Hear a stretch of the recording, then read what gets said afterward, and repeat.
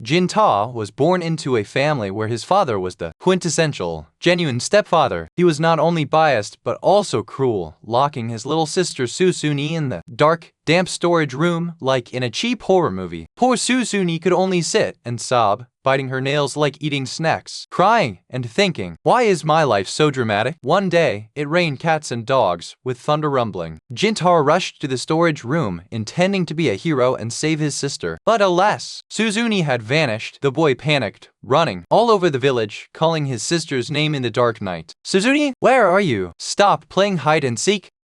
After a marathon run, Jin-ta found his sister standing there, one eye bloodshot red like she just cosplayed a vampire, creepy face. Susuni was teary-eyed, pleading, "Brother, leave me alone, I can handle this drama myself, you go home and chill." But Jin-ta refused. He took his sister's hand, declaring heroically, "No, we siblings have to go big, run away from this toxic village right now." So the two siblings ran away together, finding a dilapidated temple to take shelter. Shivering from the cold, the two hugged each other tightly like teddy bears, and their breaths were wheezing like they were about to run out of battery. While Jin-ta was half-conscious, thinking he was about to game over, suddenly a kind old man appeared, spreading his arms like a superhero. Jin-ta fainted, with a thud, waking up to find himself being carried by the old man, while Susuni followed like a puppy. The old man led the two to a super chill sword forging village, where everyone lived in peace. All day long, they hammered and forged swords. The clanging sound was so cheerful. This old man had a daughter, named Shirazuki, who was gentle and incredibly cute. Like the main character in an anime, he decided to adopt Jin-ta and Susuni. Truly, a good person doing good deeds. Shirazuki was also super enthusiastic, welcoming the two siblings like family. But Susuni was a bit sulky with this sister, because Jin-ta kept looking at Shirazuki with sparkling eyes, like a major crush. Susuni probably thought, my brother has been stolen. At night, Jin-ta curiously asked the old man, "Uncle, why aren't you sleeping at this hour, but stroking your sword, cosplaying as a samurai?" The old man smiled mysteriously. "My boy, I'm the royal guard. I have to protect the national treasure. How can I sleep?" Jin-ta nodded in understanding. The next morning, Shirazuki, with an extremely friendly vibe, quickly became close with Jin-ta. Susuni, though timid, also made her first friend. So, the group of children went to the river to play in the water, fooling around until it was dark. Shirazuki always smiled as brightly as in a toothpaste commercial, until she was picked up by her mother. Shirazuki's mother was none other than the Fire Queen, living on the mysterious temple on the high mountain. Rumor has it that only the village chief and the royal guard were allowed to meet the queen because she had to keep herself pure, not involved with ordinary people. Shirazuki was very sad,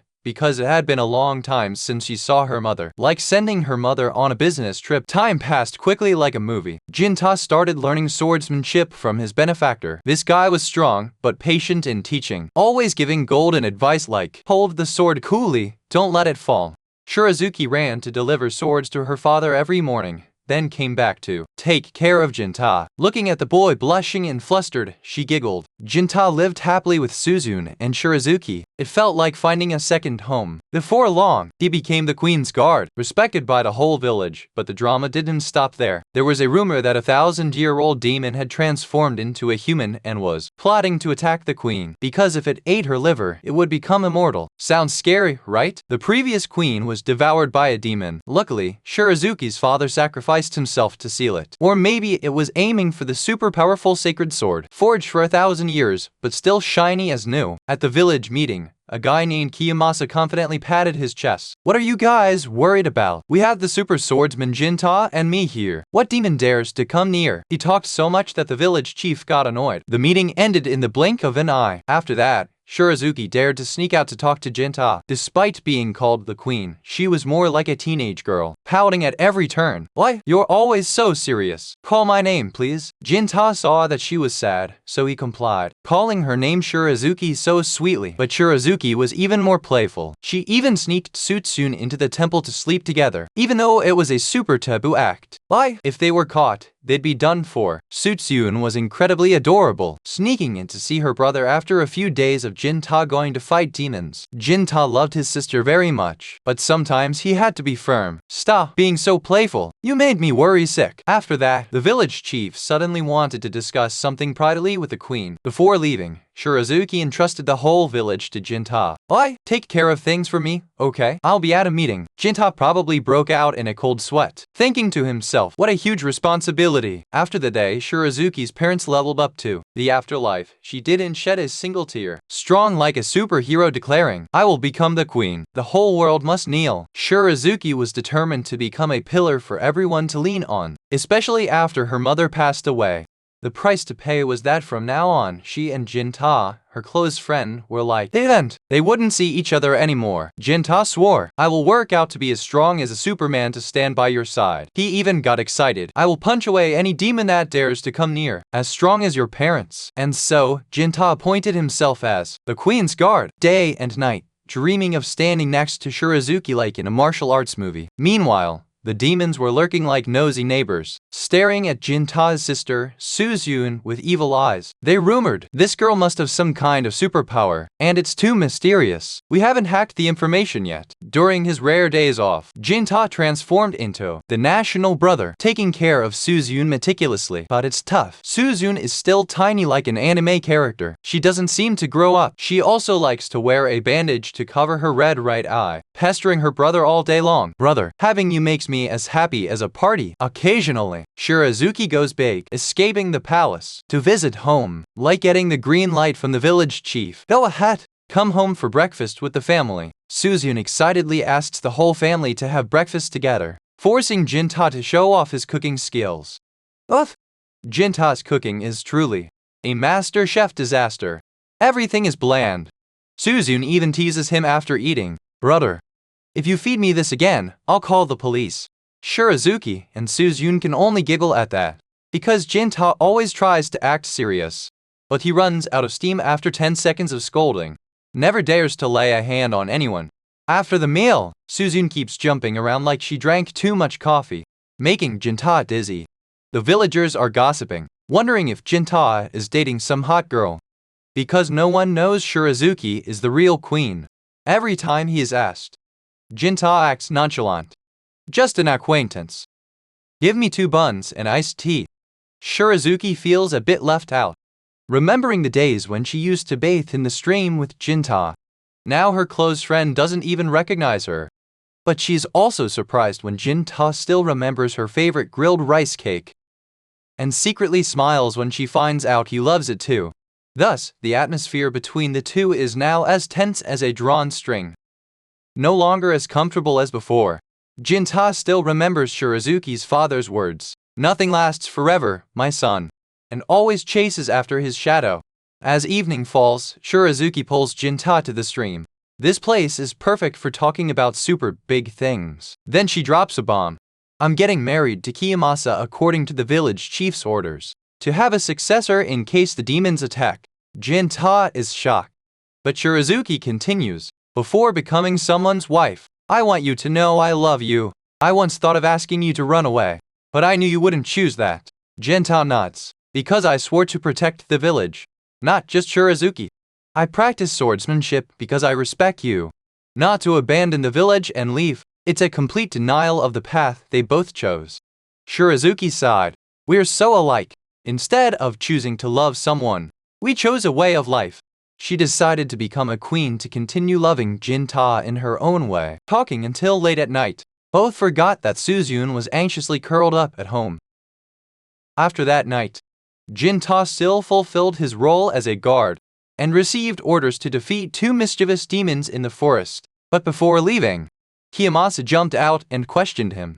"How did you know about the marriage with Shin and not Object? Are you really okay with Shirazuki marrying me?" Jinta just remained silent, slipped away like a ninja.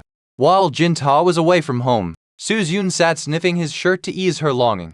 Then the female demon sneaked in. Sweet talking. "Well, you have a really good brother." At the same time, in the forest, Jinta soloed with the super strong demon, being punched away like in an action movie. He slashed its shoulder but it had no effect, and got his face smashed. Jinta risked his life, combining his shoulder with his head, cutting off the demon's hand after a struggle. The demon picked up its hand. "Andreas, humans are so interesting, short-lived but strong-willed." It asked Jinta, "What do you swing your sword for?" Jinta replied immediately, I swing my sword to protect what's important, to protect everyone. Meanwhile, the female demon continued to entice Suzune, making the girl confused. Jinta was knocked into the river by the demon, crawled ashore and asked, "Why do you guys harm people?" The demon sneered, "We want to be the overlords. Demons can't escape their nature, so just use your moves. Don't hold back." Super persistent assimilation power turns me into a cannibalistic meat hunter. Eating gives me power instantly. The demon I just devoured had some serious strength skills. Helps me pump up my muscles. My bones also become superhuman. Jinta took a deep breath like he was preparing for a marathon. Charged forward to attack even though his hand was crushed like a grilled rice paper. He dodged and weaved through a slash. Top of a top, the demon's mouth opened wide. Chewed the sword like chewing gum. In a split second, near game over. Jinta was as fast as before, grabbed the broken blade and stabbed it straight into the demon's heart. It screamed like someone singing karaoke off-key, then rolled over on the ground.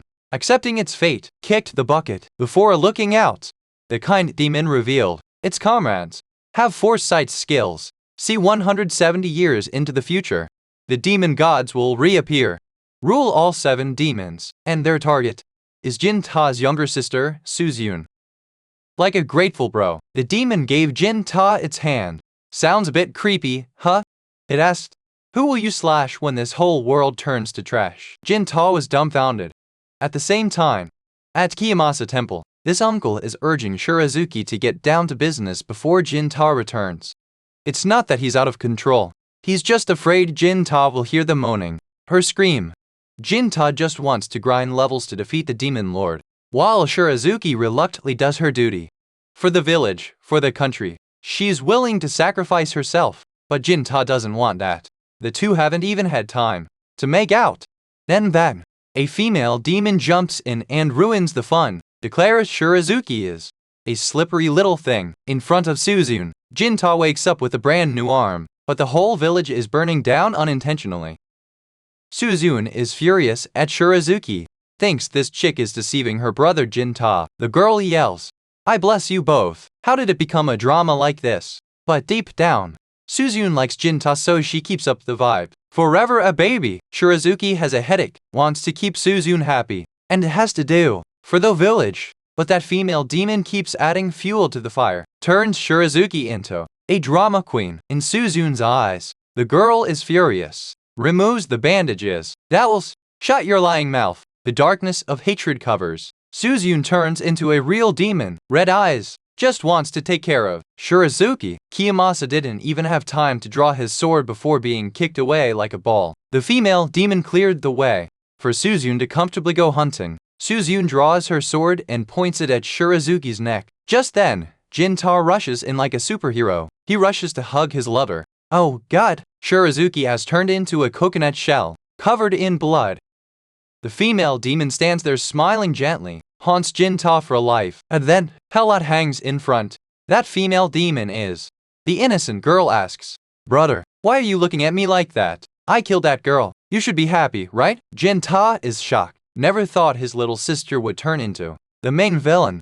Jinta attacks crazily, but the sword is broken. The village is on fire. Everything is destroyed like a disaster movie. Suzune is heartbroken. Brother abandoned me. What's fun in this world anymore? Then she transforms into a beast, stabs Jinta's stomach without hesitation. Jinta, despite the pain, still hugs his sister tightly, delivers the final blow to finish her. But another female demon jumps in, sacrifices herself so Suzune can escape. Before leaving, Suzune takes Theo, Shirazuki's head, declares, "I will destroy everything. Wait for me to come back, brother." The female demon smiles in satisfaction. "I won," then vanishes. A heavy rain comes, extinguishes the village fire, but it's also Jinta's tears when he lost Shirazuki. The next morning, Jinta sits in a daze, remembering the happy old days. He says to the village chief, "I'm leaving. I have to train again from the beginning to defeat the demon god." Despite loving Suzune, the hatred for Shirazuki makes him only want to kill her. The village chief saw that Jin still had some humanity left, so he gave him the Heaven's Sword. The shaman lineage is gone. Take this sword. Mr. Demon, I'm sorry. I confess I forced Shirazuki to marry Kiyomasa, even though I knew she and Jin loved each other. All this tragedy is my fault. To atone for my sins, the village chief promised to build a temple for Jin. As for Jin, he set off, carrying the pain and the sword, ready for the next battle. When Jin disappeared, the little girl's eyes were already teary, tears trickling down like summer drizzle. Brother, you'll always be my #1 idol, more precious than roasted sweet potatoes. The little girl sobbed. Jin, so cool, promised. Don't worry, I'll be back to eat grilled rice cakes with miso together. Episode 2. After 170 years, the guy returns, still at his peak, ready to fulfill some mission. Something that sounds cool but no one understands yet. The drama begins. There's this guy Genji, a servant with a silver tongue, more skillful than a game show MC. He's assigned by Old Man Ra to train Jin. The thing is, Old Man Ra has a foster daughter named Natsu, who is being targeted by demons. So, Jin is assigned to do some hack and slash. They'll kill demons. But wait a minute. Genji burst out laughing. Kill demons? What? Actually, Old Man Ra just wants to hire you as a bodyguard. A bodyguard for 13-year-old Natsu. Even more hilarious. A few days ago, a demon stood in front of Natsu's room, yelling, "Give me back my daughter." Sounds like even demons know about family drama. Natsu is no pushover either. Strong. Like, I can take care of myself. No need for a bodyguard. She even bluntly chased Jin away. You wanderer, this house doesn't pay salaries. Pack up and leave quickly. Genji, standing nearby, just smiled wryly. This father and daughter are fierce with their words, but their hearts are as fragile as grilled rice paper. Don't take it to heart. Jin still sits guardedly outside Natsu's room. His swordsmanship is 0. But he tells himself, at least I can act like a decent gatekeeper. Natsu thinks her father hired Jin because he thinks she's possessed by a demon. Genji quickly corrects her. No way. Old Man Ra cares about you a lot, even though you two aren't blood related. Late at night, the drama peaks. A slimy demon appears, eyes as red as traffic lights. Give me back my daughter. Genji is so scared he almost wets his pants. Just then, in the nick of time, Jin swoops in from behind, swings his sword and slices off the demon's arm. He even calmly asks, "What's your name?" The demon doesn't answer, so Jin finishes him off. One clean cut, followed by a question as cool as cucumber. With my skills, is it worth more than 10 firefly coins? The demon dies, turning into white smoke and vanishing. But Jin is suspicious. This one will probably come back because it died in a weird way. More importantly, Natsu seems to be hiding something, like having a crush on someone but not daring to say. The next morning, while eating bread, Jin promises to guard Natsu tonight. But in return, Genji has to tell him about the girl's life. Turns out, Natsu's biological parents are related to Old Man Ra. Passed away. Old Man Ra's wife was killed by a demon, and his son went missing, without a trace. To Old Man Ra, demons are mortal enemies. If Natsu were a demon, he probably wouldn't have adopted her. That night, Natsu suddenly praises Jin. My dad's choice of you is not bad. Old Man Ra is a typical understanding father, caring for his daughter in every way. Recently, city folks are buzzing about a super skilled demon-slaying wanderer. As long as you pay, no demon can escape him. Old Man Ra finds Jin trustworthy, so he hires him as a bodyguard right away. Natsu isn't afraid of demons. She says, the neighborhood gossip is even scarier. They're always whispering about how Old Man Ra is still waiting for his missing son to return. She's starting to realize the naked truth is the scariest thing. That night, Genji is still guarding the door, trying to make up for wetting his pants out of fear yesterday. Natsu is less harsh with Jin, but still keeps her distance. She wonders, can humans and demons fall in love? Can they have children? What if I'm the child of that demon? Jin chuckles. Don't worry. That demon isn't your parent. I have some old scores to settle with it. So, I'm sure it's not related to you. Genji chimes in. That's some crazy philosophy. Demons also have parents, but their way of being born is wild. Some are born spontaneously. Some come from an idea, like crush on you. Someone is too strong, and suddenly it takes shape. Just then, the demon appears again. Jin doesn't strike immediately, but pins it to the ground, turning to ask Natsu, should I kill it? Then he reveals a shocking secret. This demon is Natsu's own idea. It appeared because she craved her father's attention. It only attacks those who say things Natsu doesn't like. Even if you kill it 100 times, it will revive, unless you say, I want you to disappear. Natsu is stunned. Realizing the demon is herself, created from fear and the desire to be loved, Genji urges, "Give the order, let Jin handle it." Natsu takes a deep breath, yells, "Kill it!" Jin swings his sword, finishing off the demon. With a smile, "Wanna go eat grilled rice cakes now?" Natsu smiles, determined to change, to stop hiding her fears. She knows old man Ra loves her like his own daughter, and now it's time for them to be honest with each other, to become a real family. White smoke billows up from the demon's corpse, just like a boiling beef hot pot. It evaporated in a flash, like I wished. Bye. That night, Natsu slept soundly. It seemed as peaceful as a Korean romance movie. But wait, plot twist here. That demon hasn't packed its bags yet. Seriously? It's still lurking around, like, I'm not done with this show yet. Jin, the reluctant detective, just realized there's still one more person in this house with the potential to become a demon. The drama is probably not over yet. The demon keeps shouting like a loudspeaker, "Give me back my daughter. Give me back my daughter." Makes me want to sign it up for a rap battle. And it's not just about young lady Natsu. There's some kind of intertwined drama, like episode 69 of a TV series. Turns out, this case is related to the Madam Suzyun's mother. Oh my god. What a plot twist, like a horror movie mixed with a telenovela. Jin ponders, what kind of twisted fate is this? Suddenly, I become the main character in a haunted house movie. He swings his sword and slashes the wind, finishes off the demon. In the morning, Jin stands waiting for young lady Natsu to say goodbye, like your crush is about to study abroad. Natsu thanks him profusely, promises to turn over a new leaf, behave well like a kindergarten student, leaving the drama behind. I'm done with this house, okay? Before leaving, he tells Natsu, be filial to your father. Don't let him be sad like the dads in sad movies. Natsu's father doesn't bother to see Jin off, even though he secretly praises him. This guy is alright. He even mocks Genji. Don't meddle in other people's business, or I'll tell your mom. Then you're dead meat. Every father loves their child. I see my child clearer than the Hubble Space Telescope. Natsu listens to Jin, opens up more. As for Jin, he's still lonely and alone, continuing his adventure like, it's just me against the world.